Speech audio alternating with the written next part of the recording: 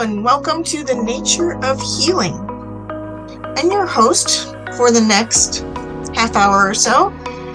My name is Reverend Jen Shepherd, and I am the spiritual leader at Unity in Edinburgh.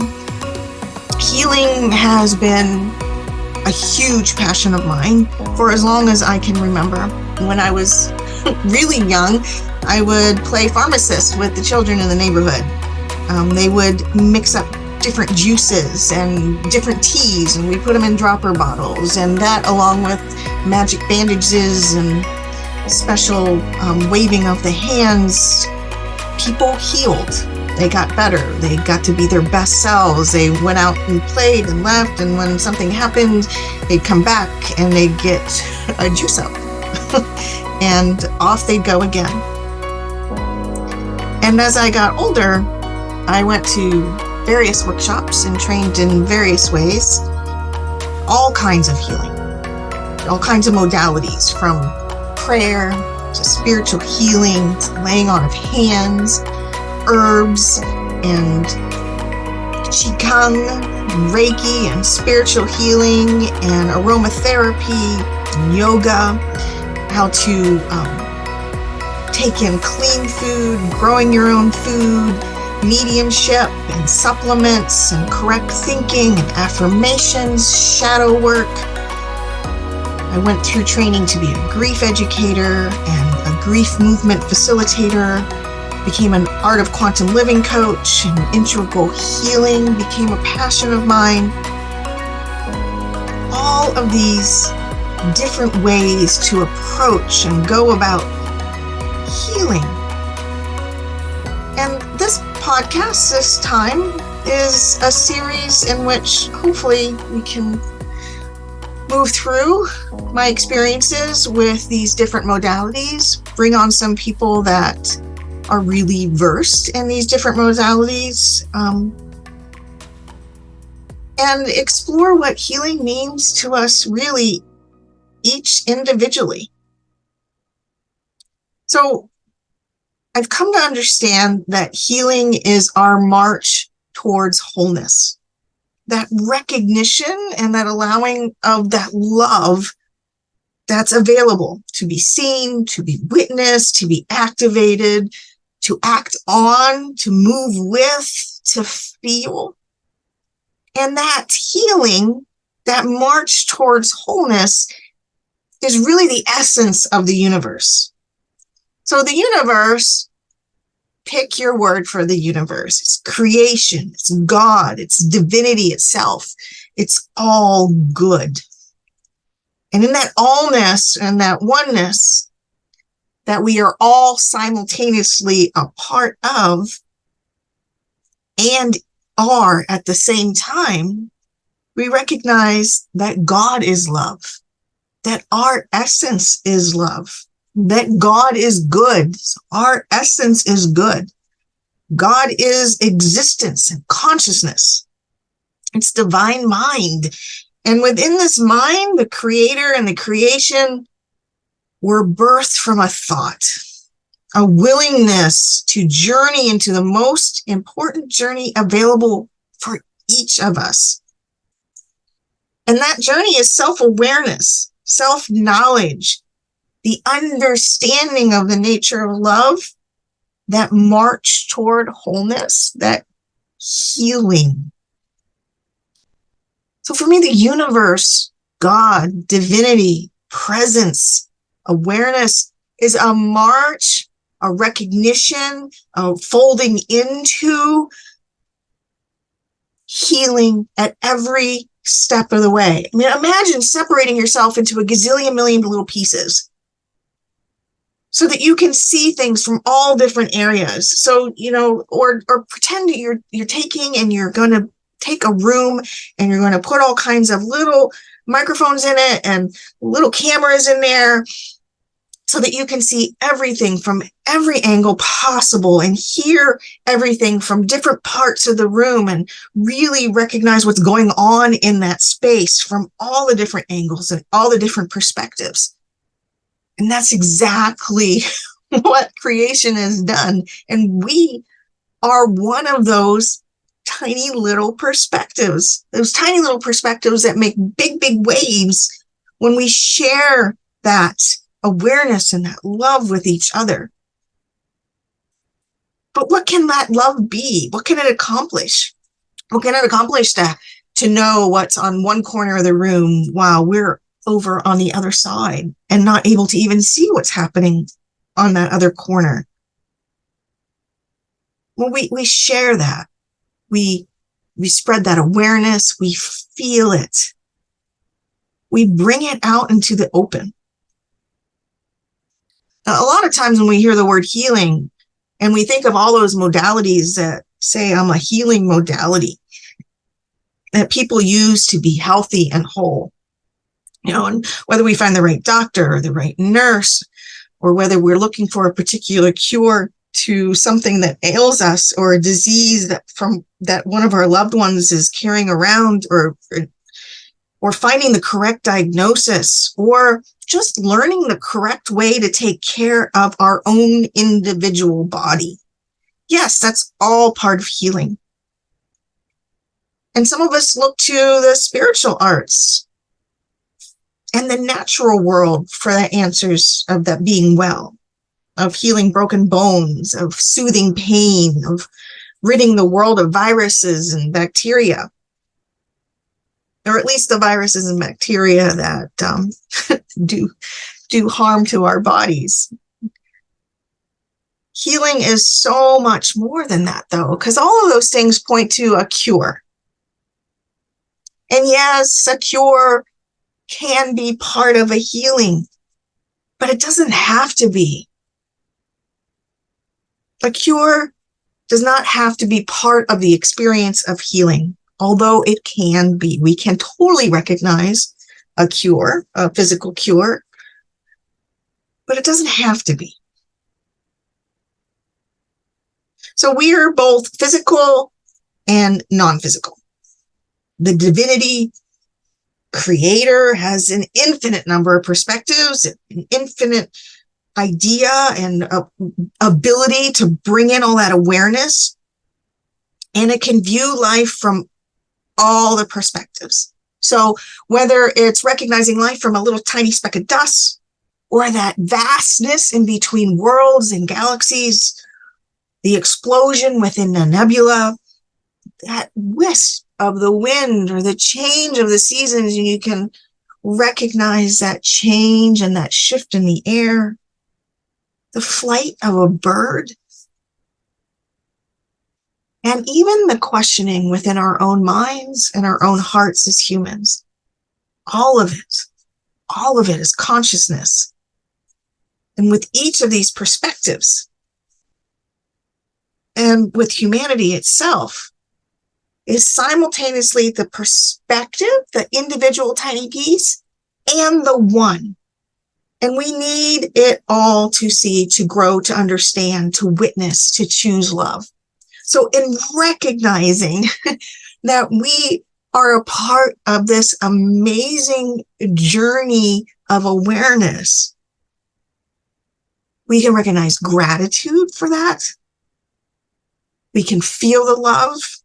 And yet, how do we feel love? Love is a convoluted word.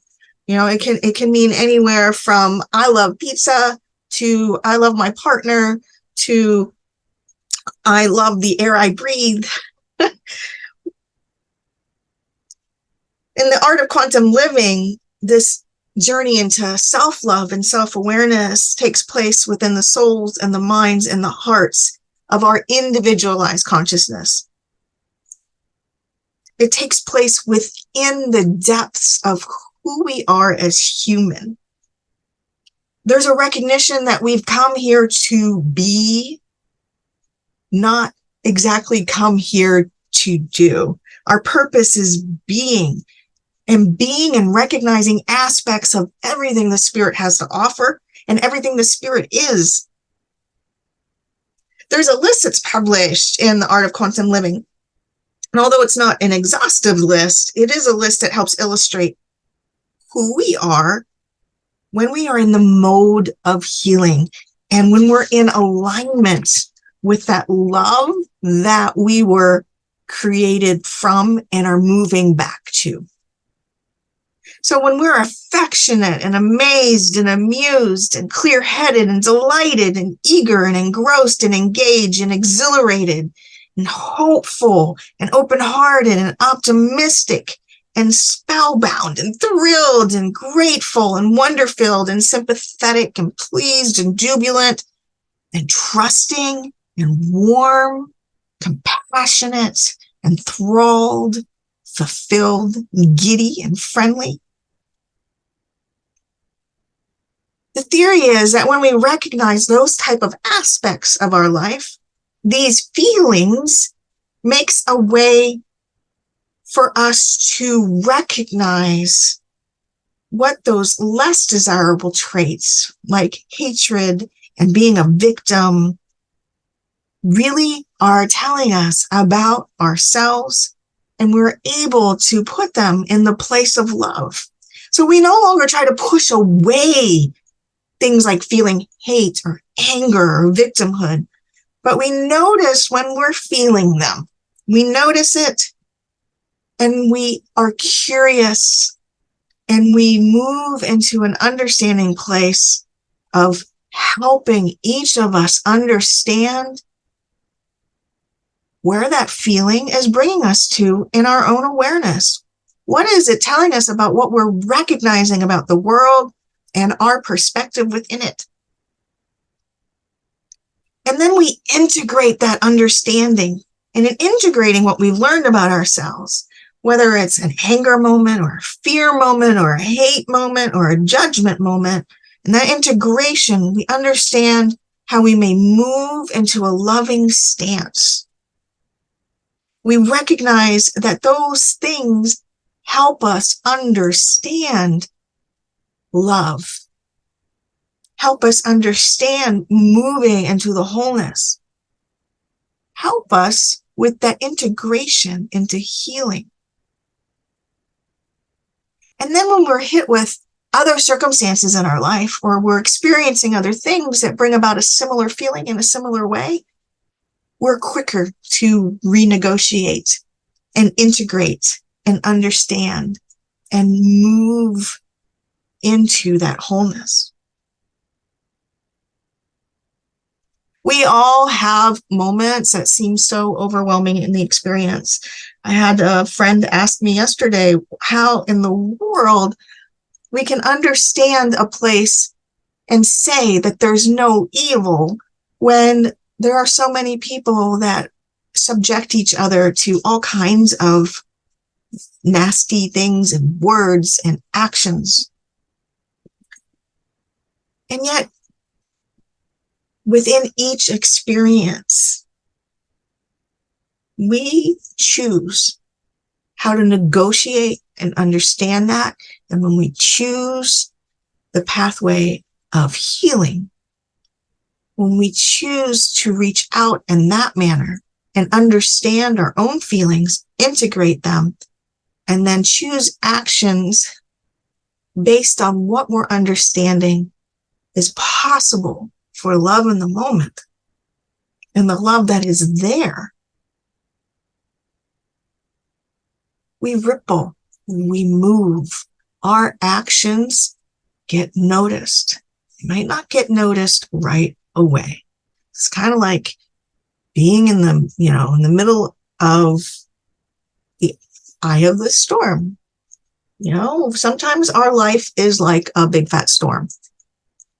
But when we move into the middle of it, and that storm is whipping around us, there's this peace and calm moment where we can actually think, we can actually feel, we can actually understand ourselves. And then we can make actions accordingly to withstand, move with, adjust, depending on the type of the storm we find ourselves in the middle of.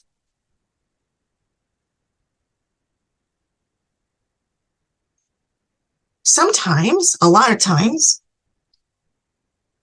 our work in this area, our acknowledgement in this area has to deal with our movement through grief. whether that's grief of a loved one passed or grief because of an ending of some other type in our life, or a move or a situation that takes us from what we knew and what we've grown with and what we understand as our life. Really, grief is a readjustment on how we live without something that we've been used to or someone that we've been used to in our physical life. And we have to negotiate that. We don't get rid of the grief, but we can move with it. We can understand what it is telling us. We can understand that in grieving, there wouldn't be any grieving if there hadn't have been love and connection to begin with. There wouldn't be anger and loneliness associated with grieving if we weren't readjusting in a way to something that meant so much to us. And now we're figuring out how to move in the world without that being a daily, integral part of our lives. Our healing and our recognition of what's happening doesn't have anything to do with other people or other situations, or in a grief situation, even the person that has passed, or how they have lived their life. Each life is a valuable life. Every life is a valuable life. We all have incredible bright spots and incredible gray spots. And sometimes the grays are darker than we even want to admit. We all learn and we all develop at different stages and different paces. We all have the ability to be incredibly intelligent and compassionate in one area of our life, and that may not transfer into another area of our reality. You can have somebody that loves their family so very much, wants to be around them, is very, very proud of them, may not totally understand them all the times, but would go out of their way to make sure they were safe and cared for no matter what. And yet still hold anger and hatred and bigotry towards somebody else or a group of individuals. We are incredibly complex individuals. We are both the garden and the gardener. So if you can imagine a garden, and each gardener gets mostly to choose what they put in their garden. Of course, that's regulated by your climate and what's around and all those kinds of things, and the type of soil you have and the natural environment, and sometimes even your finances. But you get some choices. Not only do we choose what type of garden to lay out, do you want a square garden? Do you want a container garden? Do you want a garden that blends everything together? Do you just want herbs? Do you just want flowers? Do you want a mixture of everything? There is not one correct way to lay out your garden. But in every garden, you get a little bit messy. You get a little bit dirty. Even if you're working in a total hydroponic garden, the ability to make a mess and to know that you have to take care of things and clip things and you might get over wet or all of that stuff still happens. There is no vegetables, there's no fruit, there's no flowers, no herbs without the mess, without getting dirty, without the grays and the dark, without the too dry or the too wet, and then the just right. And even when it's just right, we get just as messy and dirty tending to the garden. There's weeds. And again, we choose, what are the weeds? Weeds aren't the same for everyone. For some that call some things weeds, they turn into tea and wine and medicinal plants for others. For some, where they love the wildflowers, those are weeds in somebody else's garden.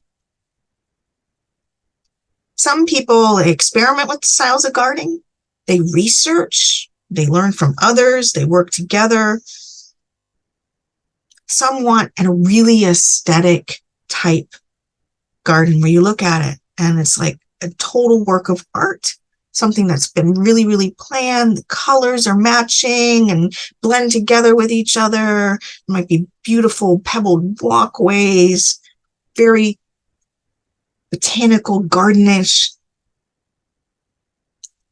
And others want to produce something that maybe doesn't require a lot of extra work. Put plants together that thrive on their own and keep themselves happy in the environment that they're in. Others would rather not have a garden at all. Yet we are each tasked with having one. We each have a body. We each have a mind and a heart and feelings and surroundings and experiences. Each of our gardens is part of a larger garden, and how we tend to ours has a direct effect on other gardens, because even when we place fences around them, seeds float, additives float, birds carry things from places to another, wildlife shares, and we can share the fruits and the lack from our personal gardens with others. And we get to choose how much we share, how much we don't. Sometimes we forget that our gardens aren't isolated islands. We get angry, we get fearful.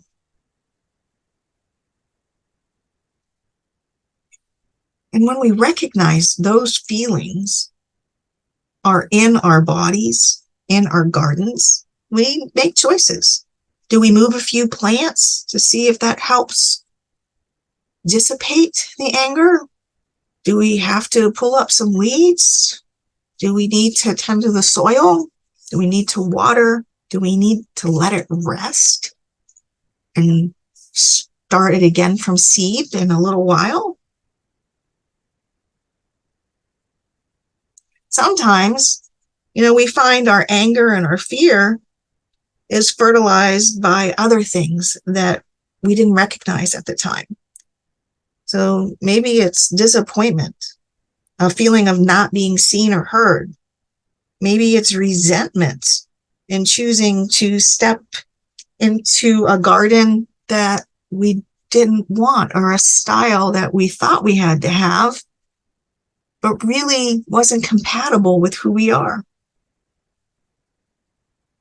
Anger and fear may also mask grief. So in that root system, when we're trying to figure out how to bring that love into our gardens, we're going to have to dig a little bit. We're going to have to find out what is really causing what is going on with us.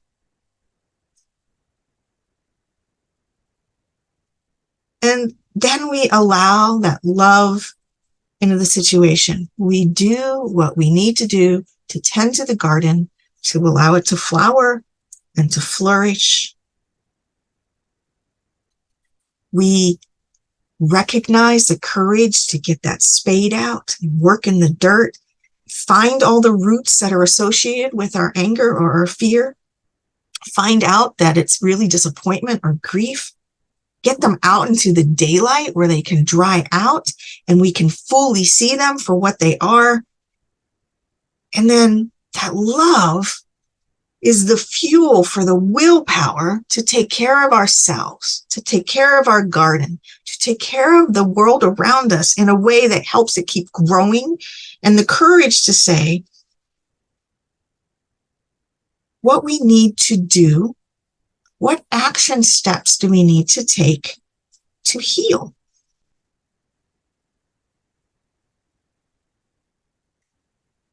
Now, just this past week, I had to deal with tending some of my own garden. I learned a friend of mine was in the hospital.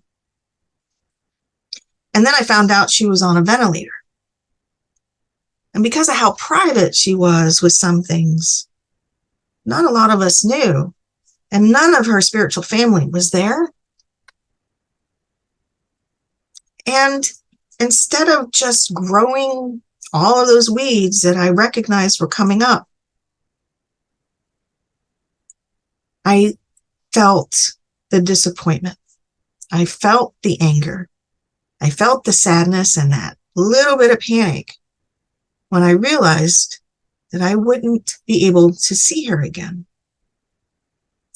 And allowing the recognition and seeing all of those roots in the dirt for what they were, that love came rushing in right after. You know, it's always there. The healing, the love. When we stop it up, when we fight against feeling anything, especially those uncomfortable feelings that we think are shameful or bad, there's no room for the love to flow through. There's no room to ask each other for healing and support and acknowledgement that there's something going on in our garden that we might need some help with. So I was able to add her to a healing list. I was able to let a few people know what was going on. And I was able to accept that love for myself and say that, you know what? I'm not a bad person for feeling all these things. This is normal. And to feel them, let it flow so that the love flows too. And by the next day, I was asked to go to the hospital and be the spiritual support for the family. And I was able to hold her hand when they had to take the life support system offline and to be there for her final breaths and to pray with her family and to offer stories with her family and to witness with the family. And what a gift. What a gift to be able to share that healing and that prayer with her in that moment, to hold her hand, and to recognize that even though influenza complications caused her body to shut down, the love within the situation was still tangible. Healing was and is present. And it's still present as her friends and her families grieve her physical absence. It'll be present when some of us meet later on at her favorite restaurant and share in a celebration of her life, and our memories and our time with her. Healing doesn't mean that we make people be and do the way we want them to be, or that situations turn out in a way that are totally comfortable for us. Compassion for ourselves in the middle of any experience, and all the feelings and all the choices we make with each thought and each breath and each interaction is being compassion. It is walking, talking, breathing, reasoning, thinking compassion. In the words of Greg Braden, in a world where we have come to experience and know ourselves in all ways, how can there be a right and a wrong in the experience itself? Healing is recognizing love. Healing is love in action. It is being compassion. It is being willing to be both the garden and the gardener. Healing starts with us. our alignment with our human experience, and our reality as the universe incarnate. We are spirit. We are divine. We are one. And healing brings us into alignment with this truth. So hopefully, over the course of our time with this podcast and exploring different modalities and perspectives, and even answering questions from listeners like yourself. You've already had some questions submitted. I'll be pulling out over the next few weeks. And if you have a question of your own, you can send them to Bolts of Love, BOLTSOFLOVE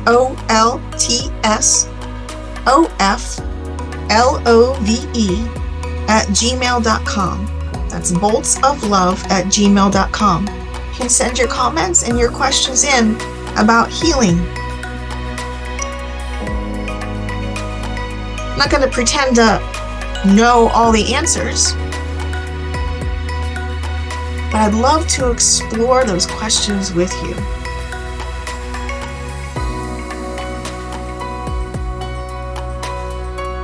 May we each understand our capacity for healing, for sharing peace and love and compassion and patience. May we recognize our strength and hold on to the courage to tend to our own individual gardens and bask in the sunlight and dig in the dirt, creating nourishment and beauty and wholeness.